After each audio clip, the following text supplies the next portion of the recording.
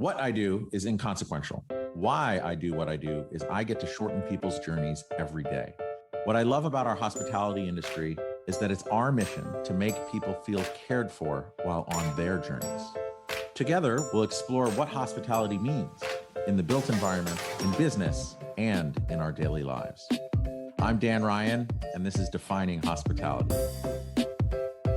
This podcast is sponsored by Berman Falk Hospitality Group, a design-driven furniture manufacturer who specializes in custom case goods and seating for hotel guest rooms. Today's guest has over 25 years of experience in the hotel, aviation, catering, and cruise industries. She is a fellow at the Institute of Hospitality and the founder and CEO of Global Hospitality and Maritime Leaders. She's an author who just released her book, Dare to Care, in March. She's also the founder of Angel's Wings Charity, Dr. Carmen Vlasceanu. Welcome, Dr. Carmen. Thank you, Dan. So do I say welcome, Dr. Carmen, or welcome, Dr. Vlasceanu? Welcome, Carmen. That's fine. Oh, just Carmen. Oh, good. So we're good. We're all good together. Wonderful. So, everyone listening, I don't know if you've heard or noticed a little bit of a trend here. I've been talking to more people internationally because, as much as sometimes we may think the United States is an island unto itself, there is a whole world out there that has been experiencing and delivering and receiving hospitality since before the Western Hemisphere was even discovered, before there were even inhabitants here. And I just think it's a great way to kind of broaden the wings and capture the best practices internationally of how people give and receive hospitality. I think what's super interesting about Carmen, Dr. Vlasceanu, we'll just call you Carmen, but I like sometimes interviewing people who've written books. Actually, I like it a lot, mostly because they've put a lot of thought into the subject matter that I'm talking to them about, but also I'm jealous because I have a book that I've been working on and I just am stuck. And so I like to talk to people, authors who've written books, because in a way it helps motivate me to finish writing my book.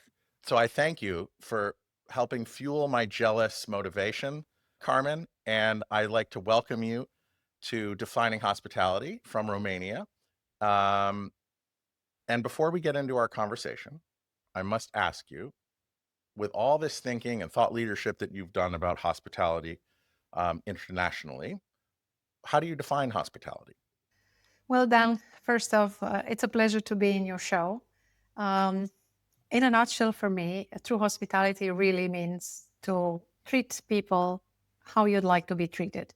In other words, when we basically imagine ourselves in other people's circumstance, we are inclined to actually display more empathy, and we'd like more. We have more understanding.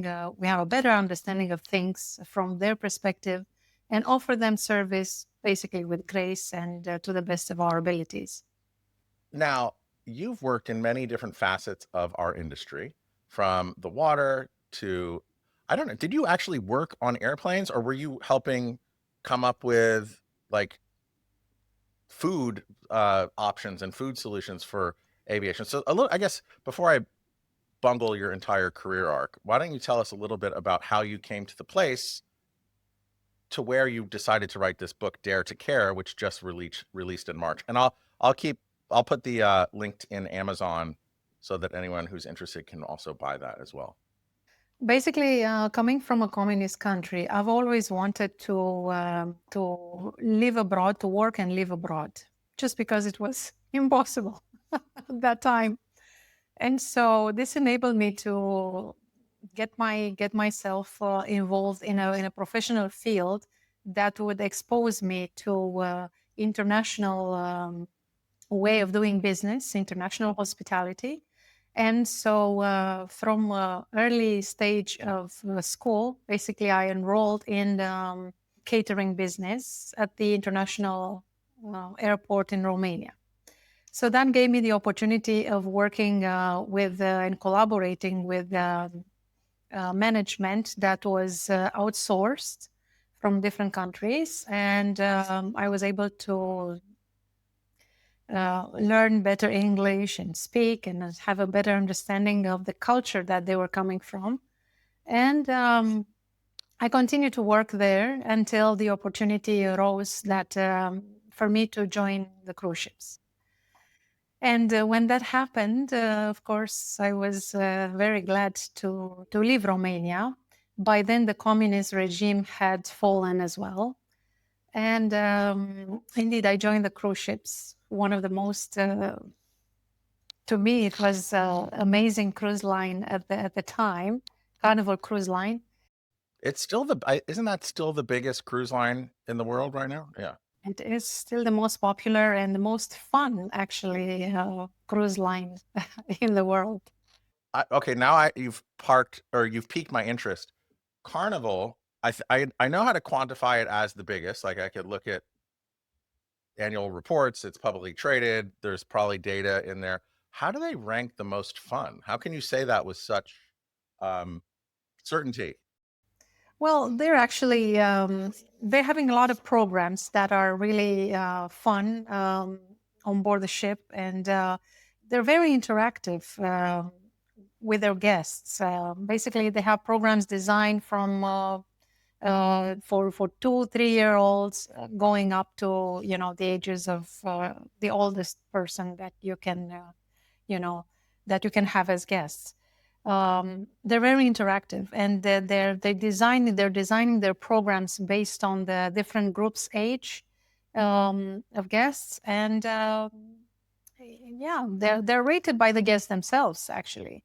I mean, when I see the commercials on I've been on one cruise in my life and I had fun. I was in college. It's not for me. I don't enjoy that way of traveling, but I think I'm in the minority globally of people actually really enjoy cruising, and the amount of people that go on cruises every year is quite astounding. But I think that's also good. Like, I think one of the interesting things about the spectrum of hospitality as it relates to travel and leisure is, to take your words, it's treating others as you'd want to be treated.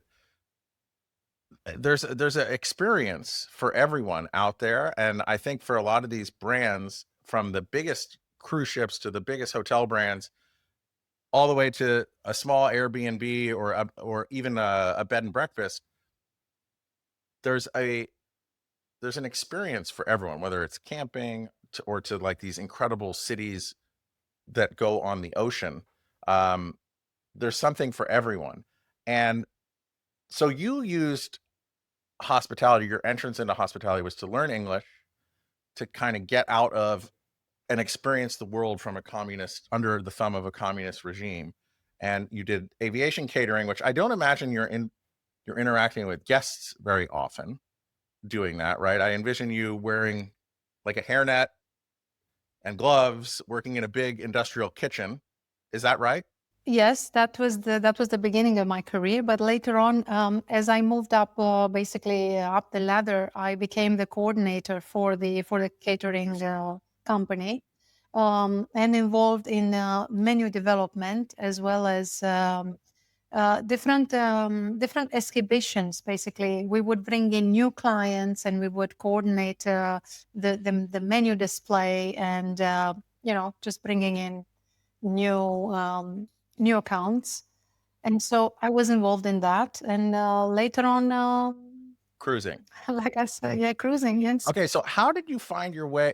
Because Romania does touch the Black Sea, right? There's a little part there that comes out to the east and hits the Black Sea. Did you go to cruising right from the port on the Black Sea, or did you travel out of Romania and go work somewhere else? Like, and then how did you, once you were making your way up because you're working hard and you're impressing your bosses and all those things, how did you know that you wanted to make the jump to trying a cruise?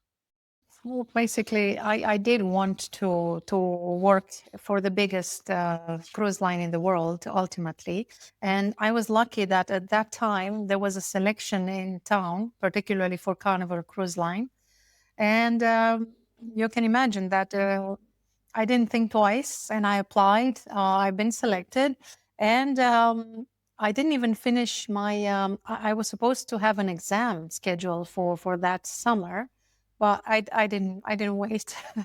I decided to just take the plunge and join the Carnival Paradise. Was my first ship at the time. I remember Carnival Paradise was in Helsinki in Finland, and it was just coming out of the shipyard, brand new ship. All everything was smelling new.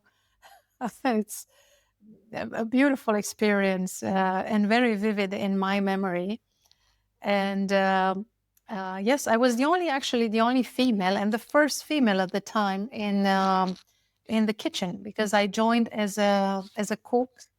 I had dreams to become a chef. To be honest with you, I'm revealing something new right now. Okay, so but I also love that you shared that because you did your dream was to become it's pretty cool that we can all have these dreams to do X, Y, Z, whatever to infinity, but it's okay as you're going through life and experiencing things to change things. Like I find that um, a lot of people I know, they have these dreams and they're locked in, and sometimes it might not be exactly what they want to do as they start going, but they're so locked in, they don't know how to get off the bus. But it's pretty cool to hear your experience of having this dream. It gets you on this one path, and then you're like, oh, I didn't consider all of this other stuff. Was that a difficult decision for you to reconsider a different dream? It was simply because I had to give up this dream, right, of becoming a chef for the love of my life, which I had met actually also on Carnival Paradise. Oh, I thought you were going to say the love of your life was the cruise ship. Okay, so keep going. Yeah, meeting the love of my life basically enabled me to make a choice. In order to be able to be on the same ships together, I really had to make a choice and turn into a different department. And I had to choose the front of the house instead, which turned up to be the best decision I've made because it showed me a different a facet of the hospitality industry. Uh, I've had the pleasure and the privilege of meeting and knowing so many people within millions. You can imagine right? Cruise liners carry 3, 4,000, 5,000, nowadays 7,000 guests at one time, um, with cruises of 5, 7 days. Well, and then for however many guests there are, how many staff are there? It depends. Like, for example, for a ship of 3,500, 1,200 crew. Uh, Wow. it depends really on the type of cruises, the length of cruises as well. Um, it varies. I want to jump in here a little bit. And so your dream was to become a chef. You go on this cruise ship, you're back of house, you're on that path, you meet the love of your life. Then you get to go to the front of the house, and then you're like, whoa, this is totally different. And this is what I want to do. I've never actually been able to try this out. What was the moment? Was it like day one or minute one of walking out? Like, how did you know that the front of the house was the new path for you? Well, I thought it's very intricate, honestly, because people are intricate. They're very complex, and to get to the point where you would want to have an intuition of what people would want and what exactly is their outcome of a particular situation, and anticipate their needs. That to me was really amazing. I wanted to get to the point where I would anticipate their needs successfully and not just meet their expectations, but to go to the level of exceeding their expectation. And that's something that has to do with psychology. It has to do with how understanding the human nature on a deeper level. And you don't get that from from the first months that you're working. I mean, that requires a repeated experience and a lengthy career. So that's when I decided basically to take on this career and better myself by understanding the human nature and getting into the intricate part of what human connections truly are. And then, so then you started this company, Global Hospitality and Maritime Leaders, but that's probably years after experiencing the front of house. Um, how long did it take you working in that new dream, or what made you start this company, Global Hospitality and Maritime Leaders? Well, after a while of working, like over 11 years of working within the cruising industry, I had my son. And so my husband and I obviously had to establish our lives on land. Naturally, I turned back to the hospitality, to the land hospitality industry, namely hotels and so on. And I've had to I was in the position where I had to go back to school. In other words, I realized the lack of my education, basically, at that time. And I wanted to bring the education at the same level of proficiency in my personal expertise. And I felt this need of searching for more.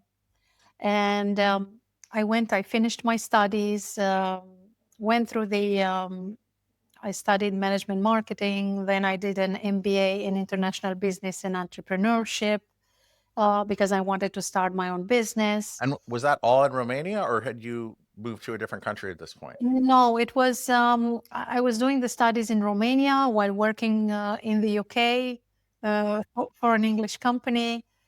So I had to juggle those together. Um, And being a mom. and being a mom as well. And meanwhile, I've divorced as well. Unfortunately, our relationship, our road together, our life road together ended up at some point. It was good. It was very good. Uh, to the point where after finishing my MBA, I felt the need of deepening my research within the domain of customer experience. And so I focused my research within the cruising industry and studied basically the COVID pandemic and how it influenced the COVID pandemic, the customer experience within the cruising industry.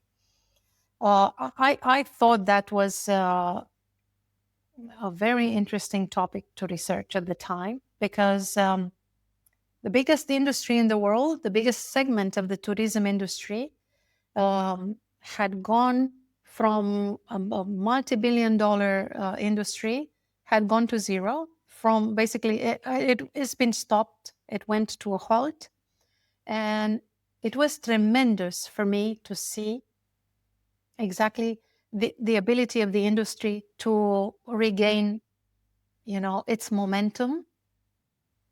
And that's what I dedicated my time to research. Okay, so what was the biggest finding that you found in that research? Because to go from a multi-billion-dollar a year industry to grinding to really zero, Yes. and you think about all of the supply chain, and in the case of cruises, like the shipyards and just all the workers that are all over the world distributed at this point, like what was your biggest finding about going from a thriving business to zero to coming back to life? Well, the studies and the research had shown, had revealed that this industry has an amazing ability to to um, to regain its momentum, and it has an amazing resilience. And what do you think drives that? Well, first off, what drives that? It's their focus on customer experience. They basically redesign all their processes, having their focus on the hospitality and how to basically redesign all of their business operations in such a way as not to affect the customer experience, but on the contrary, to showcase their ability to immediately reposition themselves and reboot themselves. And I think that in itself, it created an environment of trust and confidence within the customer segments to the point where the people have chosen the cruising industry immediately after the traveling ban was lifted by the CDC, and it showed basically the statistics thereafter showed that the people disposition to travel within the cruising industry was a lot higher than the land establishments. I'm also curious, I might be going out on a limb here, but I'm also curious, like this resilience and ability to adapt by focusing on customer needs. Like, I guess the people always want to travel. They always want those experiences. So, but the cruising industry in particular, did that fascination of doing getting your MBA and doing a thesis and exploring that, was that born in any way of the stagnation you may have felt growing up under a Ceausescu regime where everything was centrally planned and controlled? Interesting that you're asking me this question. I have a thirst of somehow going into the intricacy of things, yeah, and especially within the hospitality, and analyzing. Yeah, there is an analytic nature that I have, and I wanted to explore that. I felt the need to explore that further.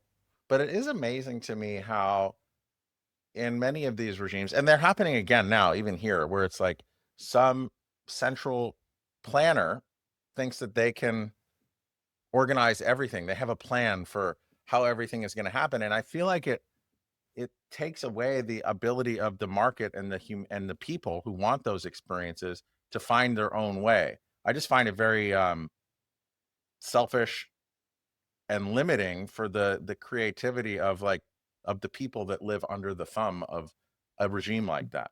Is there truth to that? Yeah, absolutely. Absolutely. It makes you, it's like the forbidden fruit, right? The more you're told that you're not allowed to have it, the more you want it and the more you pursue it. It's something like that. Hey everybody, we've been doing this podcast for over 3 years now, and one of the themes that consistently comes up is sustainability.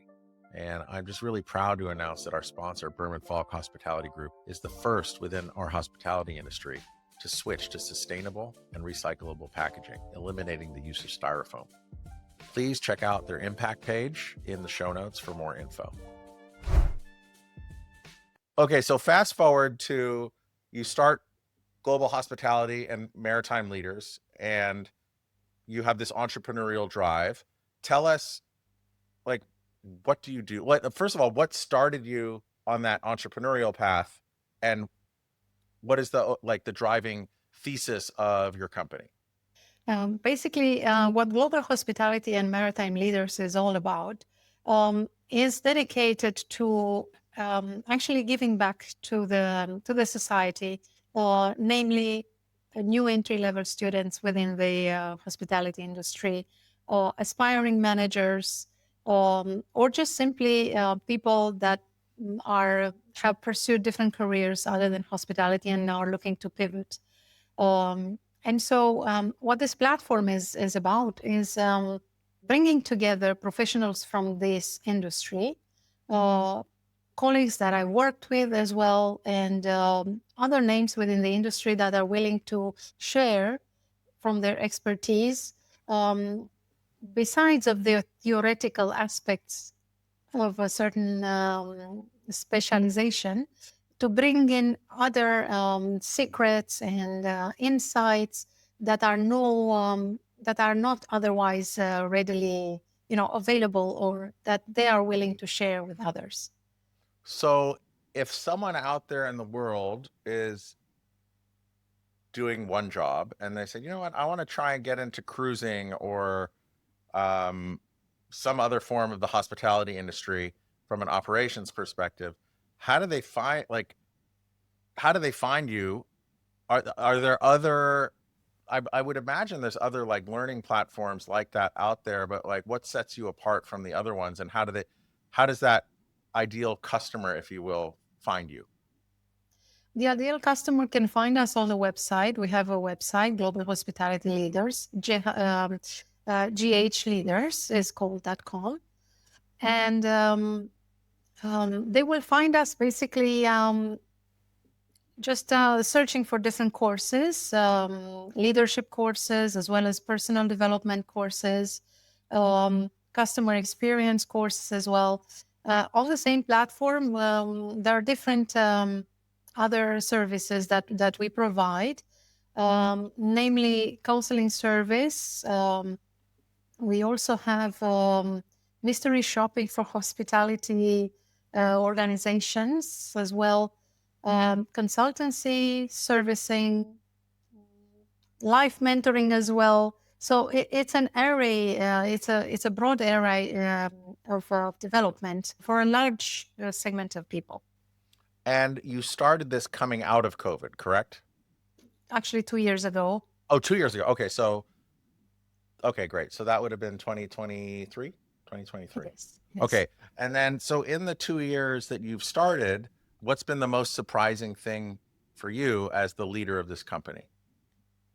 The most surprising was when we had actually a group of guests from an organization um, who wanted to welcome us within their team and talk about their team, talk about the inspirational side of the story and how to motivate teams. And they had a little bit of see, coming out of COVID, where people had worked mainly remotely, they had a disparity within the team cohesion, and things were not very well uh, gelled as before. So they approached us, asking if we can come over and have an introductory session. Uh, and we had a chat with them. Later on, we had a workshop organized for them, a very interactive one where they started basically sharing more about themselves, and they started feeling more at ease and ultimately um, adhered better to the organization's goals. They chose to go back to the office and work together again. And although the option of working remotely was there, they'd rather come back to the office. Yeah, I like people. I miss people. Since being so remote, unless I'm traveling and in front of customers or in the city or somewhere, like normally I'm just like alone and it gets lonely and I miss people. Absolutely. That's what they discovered during our sessions, Yeah. that they felt so in touch with each other, and um, they established new friendships, and they found common points, that they were all going through the same thing, but nobody was talking about it. But during our sessions and our seminars, really a lot of things have become clear to them, and it was really good. And for me, that only told me that that's the way to go and move forward and bring in new professionals to design courses. And that's where we are at the moment.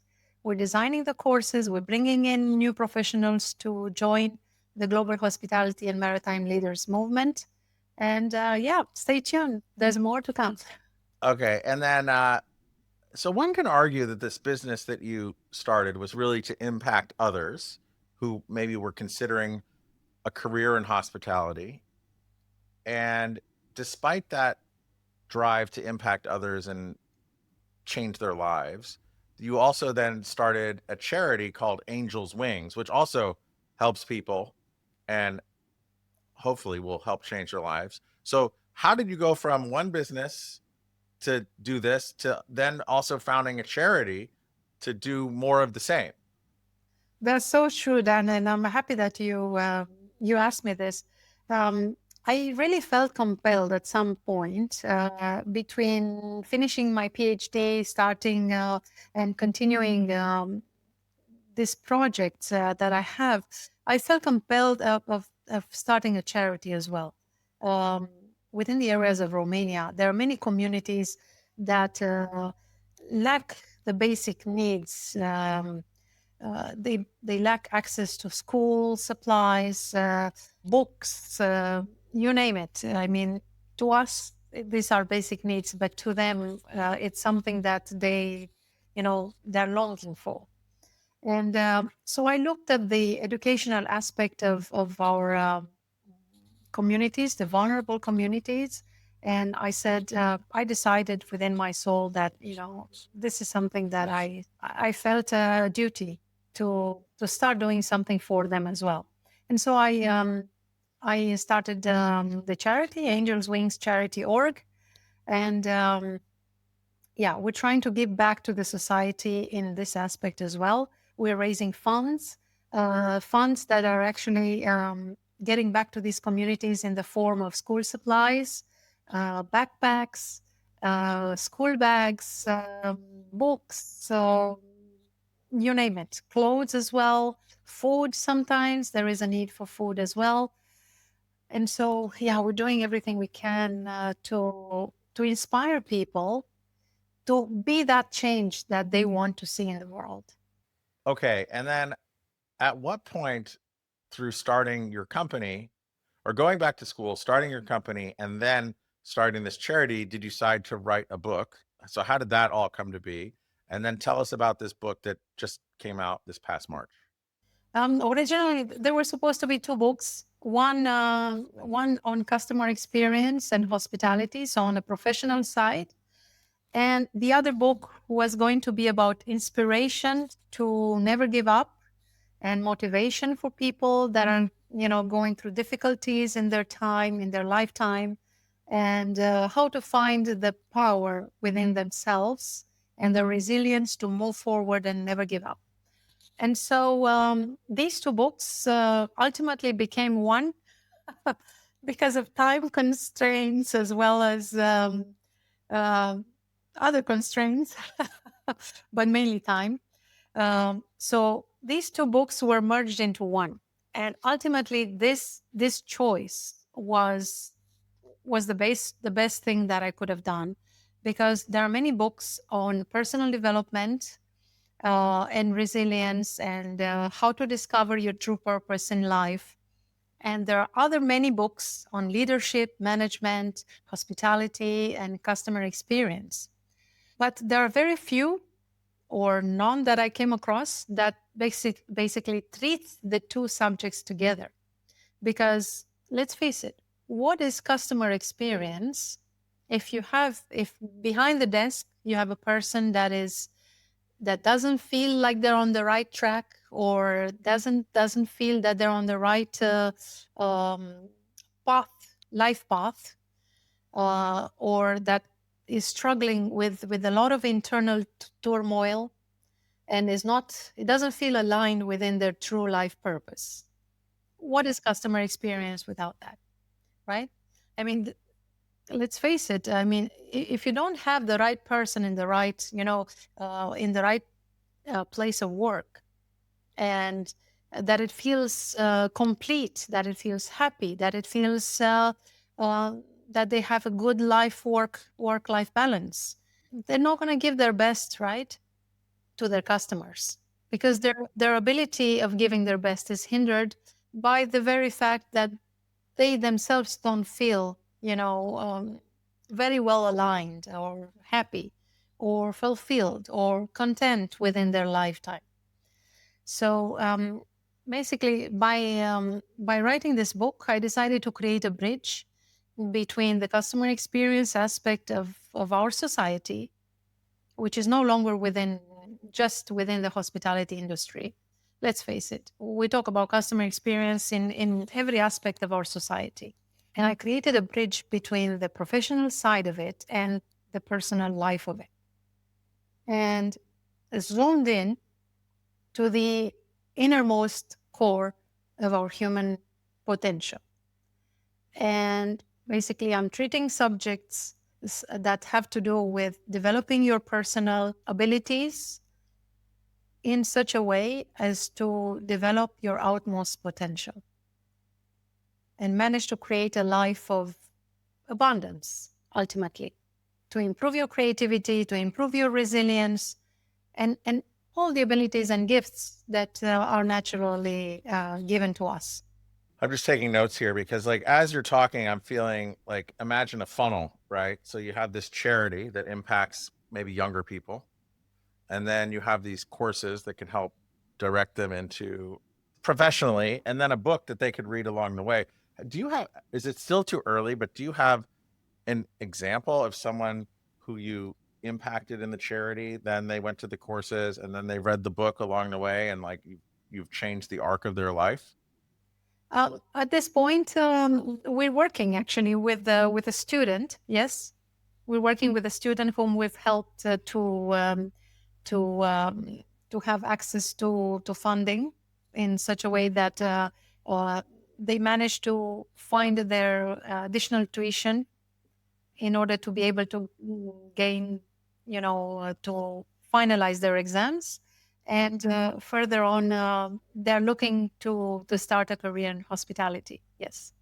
Okay, so there's that, the one that you mentioned, and then as far as like your dream and success, like what does success look like, 10 years down the road after you have these three different channels and more that I'm sure you'll come up with? Like what does success look like in 10 years for you? So yes, the ideal would be to see this particular kids and students that we help along the way, to see their evolution at different stages of their life. Basically, the new youngsters, to see how they choose career paths that it's within their abilities, their natural inborn abilities and passion ultimately, and to see them succeeding within the environments that they're choosing. So one of the cool things, well, there's so many cool things about doing this podcast, but you record these, you publish them, and then when there's like on the app that hosts the podcast and it goes out to the world, or the program or the website, whatever the hell it is, you can see all the different countries. I think at this point it's just a matter of the couple of countries that at least one person has not listened to this podcast. It's pretty awesome, the reach for the courses that you've created. What's the reach globally that you've seen thus far? Well, at the moment, it is not really impactful in a way that we're wishing. We're basically at the beginning of the road. Although I started 2 years ago, I because of my PhD, which I finalized last year, and because of the book that I've had to dedicate my time to, I haven't really had a lot of time to dedicate into it. So I couldn't say a global impact. But we're heading there. National wise, definitely there are people who have taken the courses, they're happy with it, and yeah, they've actually we've discovered that there is a need to broaden the spectrum of the actual course range, and so we're looking at horizontally developing into starting and organizing different courses as well. Wow. Okay, and then I know I asked you like what success looks like in 10 years as far as the courses and the charity that you have going. But as you also look to the future and kind of looking backwards on your path, what's exciting you most about what you see in the future? What's exciting is the probability of developing ourselves on a global scale, and Dare to Care book does that because it has already global reach. So the book is intended to go where the courses would like to be. In other words, um, yeah, to have as many people as possible uh, enrolling within our courses, and have a wonderful feedback.